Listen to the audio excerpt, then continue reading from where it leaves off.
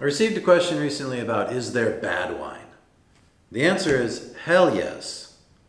There's a lot of bad wine. You have to remember that this is an agricultural product from grapes, a fruit. I think a similar question could be, is there a bad apple? The answer is yes, absolutely. There are bad apples.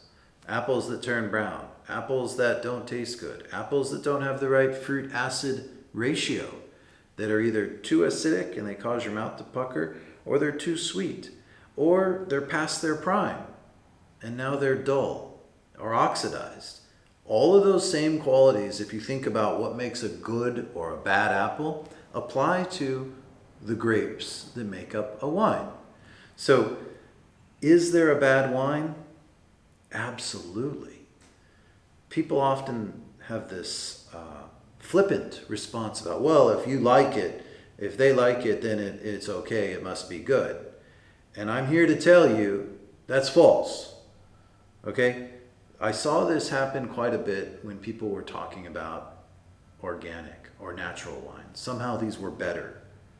And many of those wines, in my professional experience, are flawed wines. And flawed wines are sour. They may still be bubbling or fermenting in the bottle or glass. They certainly have off smells. Some of those smells are barnyard or mousy or acetic acid like red wine vinegar. They just are off. Those are not quality fine wines. Those are outliers. They're unusually strange wines that somehow found some consumer appeal because they were different, but I would put them in the bad category. Not all of them, just the ones that are truly flawed, the same way in the reference I gave you about the apple. You can think of the same thing about a tomato. Some people grow tomatoes in their backyard, in their home garden, and they know the perfectly ripe tomato. They have the ability to choose those tomatoes on the certain summer day when the sun beats down and the tomato is perfectly ripe and perfectly balanced between the acid and the fruit.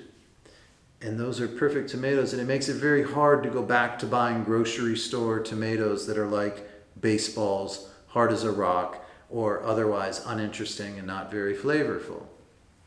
This is the exact same analogy I give people around wine.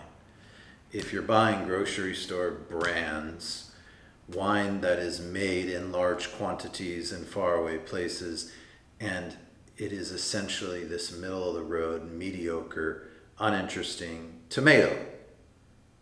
And so I want you to think about that the next time you buy wine. Think about where you're buying it from. Think about who that producer is. Think about the quality of what might be in that bottle. So too as you would think about the quality of an apple or a tomato. Cheers.